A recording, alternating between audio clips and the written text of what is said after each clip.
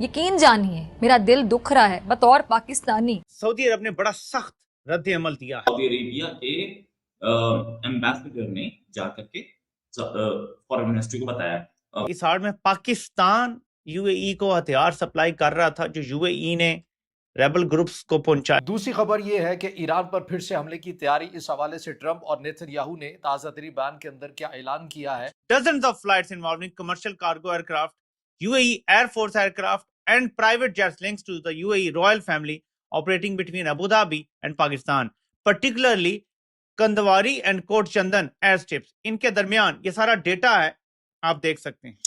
वक्त कितनी जल्दी करवट बदलता है।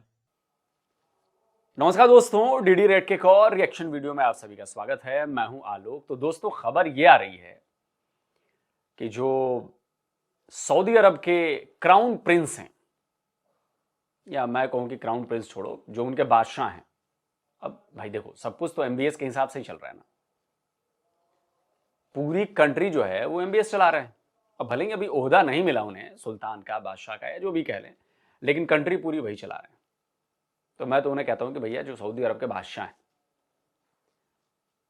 उन्होंने पाकिस्तान पर एक बम फोड़ दिया है। बम ये फोड़ा है कि वो बड़े नाराज बताए जा रहे हैं आसिम मुनीर से, फील्ड मार्शल से। हालांकि ये भी बात अलग है कि अभी कुछ दिनों पहले ही सऊदी अरब ने आसिम मुनीर को कुछ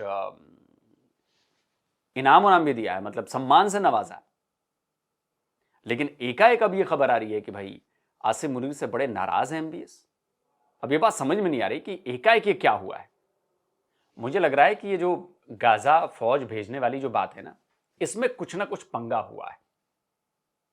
क्योंकि सऊदी अरबिया से भी जो अमेरिका के खिलाफ बयानबाजी हो रही है, या कुछ ऐसे बयान आ रहे हैं जो सऊदी अरब और अमेरिका के संबंध भी अच्छे नहीं दिख रहे, जबकि आसिम मुनीर और अमेरिका के संबंध अच्छे हो गए हैं। और अब यह खबर आ रही है कि जी आसिम मुनीर से बहुत ज्यादा नाराज है एमबीएस, और इनफैक्ट मिलने से भी मना कर दिया। अब यह खबर आ रही है, ये भारत की मीडिया नहीं दे रही, कि पाकिस्तानी जर्नलिस्ट ही दे रहे हैं। तो चलिए देखते हैं। और उसी कुर्बत की वजह से ये जो पूरा मामला हुआ कि पाकिस्तान फ़लस्तीन अपनी फौजें भेजेगा, इसमें पाकिस्तान को दुबई की तायद और हिमायत हासिल है, यानी अबू धाबी की तायद और हिमायत हासिल है, सऊदी अरेबिया की नहीं। वो ये कि सऊदी अरब पाकिस्तान से शदीद नाराज़ है, इस हद तक नाराज़ है कि प्रिंस सलमान ने जनरल आसिम मुनीर से मुलाकात से इनकार कर दिया। ना सिर्फ ये कि उनसे, बल्कि उन्होंने पाकिस्तान के किसी भी हुक्मरान से मिलने से इनकार कर दिया। यकीनन ऐसे मौके पर जब सऊदी अरब और यूएई के दरमियान इस नौयत की कशीदगी है, पाकिस्तान और यूएई के दरमियान इस तरह की कोई डील यकीनन सऊदी अरबिया के लिए नाखुशगवार हो सकती है। उन्हें ये बात हो सकता है पसंद ना आए। तो मामलात, अच्छा, अब मैं क्यों कहता हूं कि इसमें जनरल आसिम मुनीर के लिए मुश्किलात हैं, क्योंकि उन्होंने तमाम तर मामलात अपने हाथ में ले लिए। अब देखिए, वो एक मुल्क से दूसरे मुल्क से तीसरे मुल्क जाते हैं, लोगों को मनाते हैं, कुछ करें। सदर ट्रंप से भी उन्होंने मामला तय किए। अब अगर फ़लस्तीन फ़ौजें भेजने की बात होती है, आपने सुनी लिया होगा कल सदर ट्रंप ने क्या कहा कि जो फ़ौजें गज़ा जाएंगी वो हमास को गैर मुसल्लह करेंगी, और अगर हमास ने मज़ाहमत की तो हमास को नेस्तो नाबूद कर देंगी, हमास का वजूद मिटा देंगी। तो आप सोचिए कि अगर पाकिस्तान भी उन फ़ौजों में शामिल होगा तो उसकी कितनी ख़तरनाक इम्प्लिकेशंस होंगी। और ये पूरे के पूरे मामला जो है वो जनरल आसिम मुनीर की सतह पर ही ये वाली गाड़ियां हैं जो यूएई भेज रहा था रेबल्स को आर्म करने के लिए, ये आपके सामने है। और इनका हशर क्या हुआ है वो ये देख लें आप। कुछ जली हुई आपको नजर आ रही हैं, कुछ बच गई हैं। ये सऊदी अरब के फिजाई हमले के नतीजे में हुआ है। इस फिजाई हमले ने पोर्ट पे जो वेसल आई थी उस पे हमला किया, उसके इर्द गिर्द जो गाड़ियां उतर रही थी उस पे हमला किया, और बहुत कुछ तबाह भी हुआ और बहुत कुछ बच भी गया। ये बहुत बड़ी खेप थी हथियारों की, खासतौर पे जो आर्मर्ड व्हीकल्स हैं उनकी, ये वहां पहुंचाई जा रही थी। इसके साथ साथ एक खबर ड्रॉप साइट न्यूज लगाता है, और मैं पहले आपको यह दिखाना चाहता हूं। ड्रॉप साइट न्यूज कहता है कि dozens of heavy cargo flights tracked into Pakistan this week, coinciding with President Sheikh Mohammed bin Zayed Al Nahyan's official visit, have fueled speculation that the trip may have been tied more to falconry and Hobra bustard hunting than diplomacy.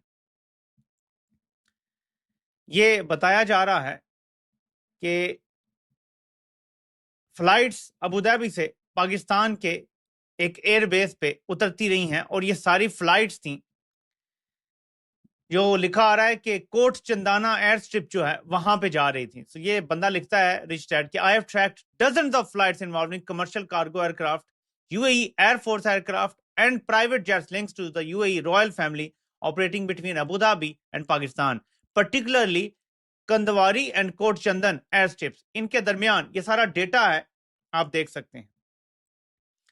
इसमें दो चीजें हैं, या तो जो UAE के फरमा नवाब पाकिस्तान आए हुए हैं उन्होंने अपने शिकार विकार के लिए माल चाल ये वो लोग शोक वो आ रहे हैं, ये रूटीन की चीज है। और में पाकिस्तान यूएई को हथियार सप्लाई कर रहा था जो यूएई ने रेबल ग्रुप्स को पहुंचाए। मोहम्मद बिन सलमान शहजादा मोहम्मद।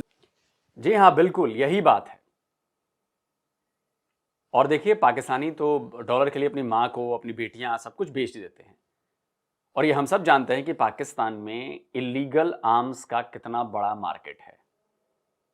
बड़े पाकिस्तानी तो बिल्कुल सीना फुला के कहते हैं कि जी हम तो ये गन बनाते हैं, ये गन बनाते हैं, वो बनाते हैं, ऐसा बनाते हैं, वो बनाते हैं। आप ये सब जानते हैं, डेरा गाजी खान आप लोगों को पता ही है। तो ये बिल्कुल हो सकता है कि यूएई ने यहां से वो गन्स ली हों कार्गो फ्लाइट के जरिए और वहां पर यमन में जो इनके अपने लोग हैं जो लड़ रहे हैं सऊदी अरब के खिलाफ, वहां पर गन्स दी हों। ये बिल्कुल पॉसिबिलिटी है।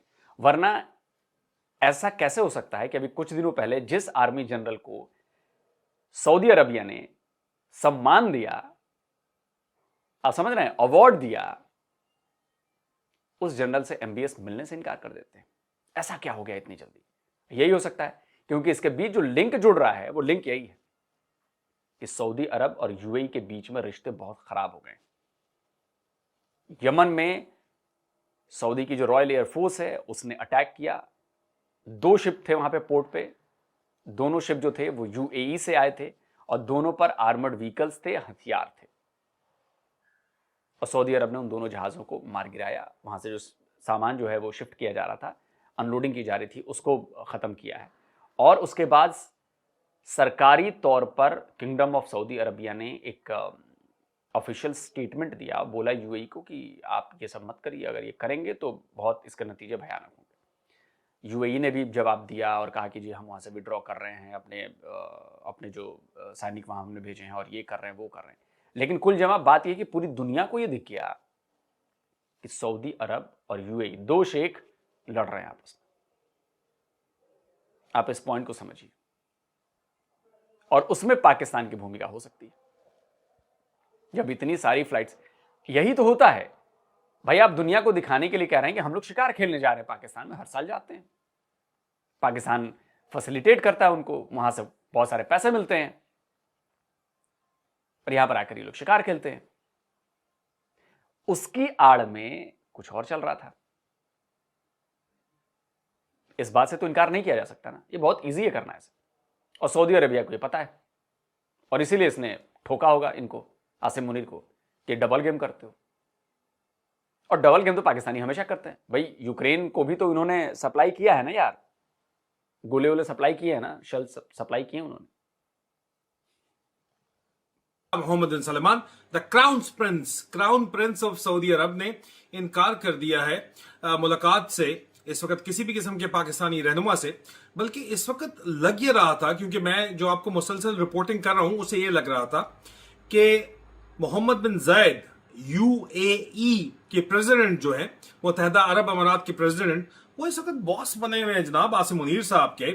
तो इसलिए मरियम नवाज और नवाज शरीफ ने ये बेहतर समझा, उन्होंने सियासी चाल चली कि वो दुबई और अबू धाबी जाके बैठ गए। और वो चाहते थे, क्योंकि अगली एक गवर्नमेंट बनाने के लिए वंडर बॉय की तलाश है, तो वो जो वंडर बॉय है वो चाहते हैं कि वंडर गर्ल हो, और वंडर गर्ल जो है वो मरियम नवाज हो।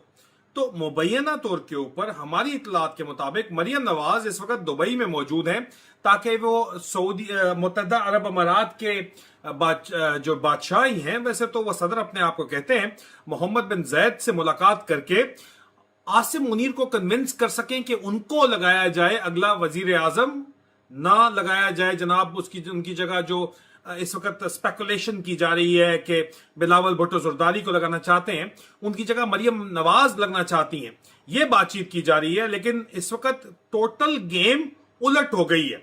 गेम इस तरह उलट हो गई है कि DGISI भी, इसहाक डालर साहब की और उनके पुत्र भी, और ये तमाम काबीना जो है ये लंदन तशरीफ लेके आ रही है हमारी इतलात के मुताबिक।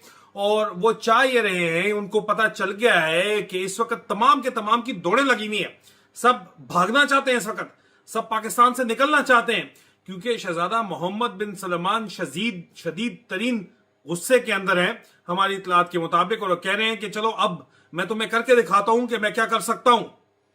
ये हमारे पास इतलात हैं शहजादा मोहम्मद बिन सलमान से मुतल्लिक। और मजीद इतलात एक और ब्रेकिंग न्यूज के अंदर सेगमेंट के अंदर मैं आपके पास पेश करना चाहता हूं। ये मामला जो है बड़ी तेजी के साथ चेंज हो रहे हैं। जी हाँ दोस्तों, तो ये मामला इतना आसान नहीं है। पाकिस्तान ने फिर एक बार डबल क्रॉस करने की कोशिश की है, फिर एक बार अपना दोहरा चरित्र दिखाया है, फिर दोनों तरफ से फायदा लेने की कोशिश की है। लेकिन इस बार वो भूल गए हैं कि सामने जो है ना वो MBS है, अच्छे अच्छों को टांग रहा है वो। और आप अगर गौर करेंगे तो सऊदी अरब कोई पाकिस्तान से बहुत ज़्यादा खुश भी नहीं। सऊदी अरब ने इन्वेस्टमेंट भी नहीं की, अपने पैसे भी वापस ले रहा है, कई जगहों पे इन्वेस्टमेंट करनी थी नहीं की उसने। हालांकि अभी खबर आई, मैंने देखा पाकिस्तानी अखबार में पढ़ रहा था कि शहबाज शरीफ ने MBS से बात की है। ये खबर देख रहा था मैं कि शहबाज शरीफ ने MBS से बात की है और बड़ी फ्रूटफुल बात हुई है और बड़ी पाकिस्तान के हक में बात हुई है। अब मुझे नहीं पता कि ये किस बारे में बात की है। मुझे तो लग रहा है, ये स्क्रीनशॉट लगा देता हूँ, मुझे लग रहा है कि आसिम मुनीर को, अब दो बातें हो सकती है इसमें, या तो आसिम मुनीर को ठिकाने लगाने की बात हो रही है और इसके लिए शहबाज शरीफ ने MBS से बात की है कि भैया आसिम मुनीर के पर बहुत ज़्यादा निकल आए हैं और ये बिल्कुल अब मतलब ये उस लेवल पे पहुंच गया है कि अब हम लोगों की जान को भी खतरा हो सकता है। तो ये आसिम मुनीर को आप ज़रा समझाएं और इसको ज़रा ठिकाने लगाएं। या दूसरा ये हो सकता है कि आसिम मुनीर ने कहा हो शहबाज शरीफ से कि भाई चलो MBS हमसे तो नहीं मिल रहा, हमसे बात नहीं कर रहा, तुम पॉलिटिकल लीडर हो, तुम पाकिस्तान के प्रधानमंत्री हो, तो चलो तुम एक बार बात करो और तुम देखो कि उसके मन में क्या चल रहा है। तो ये दोनों कंडीशन हो सकती है। ज्यादा पॉसिबिलिटी मुझे ये लग रही है कि आसिम मुनीर के खिलाफ ही बातें हो रही होंगी, ये मुझे लग रहा है, बट पता नहीं अंदर क्या चल रहा है। लेकिन ये अच्छी खबर है भारत के लिए कि अगर पाकिस्तान से MBS नाराज हैं और इस कदर नाराज हैं कि उन्होंने आसिम मुनीर से मिलने से मना कर दिया है, ये संकेत अच्छे नहीं है, ये बहुत एक्सट्रीम है ये। और अगर इन पाकिस्तानी यूट्यूबर्स और पाकिस्तानी जर्नलिस्ट या आदिल राजा की बातों पर मैं यकीन करूं तो आने वाला टाइम पाकिस्तान के लिए और ज्यादा मुसीबत लेकर आने वाला है, बहुत ज्यादा। दोस्तों आप क्या कहते हैं, कमेंट करके अपनी राय दीजिए। जल्दी मिलता हूं एक और नए वीडियो के साथ। नमस्कार, जय हिंद।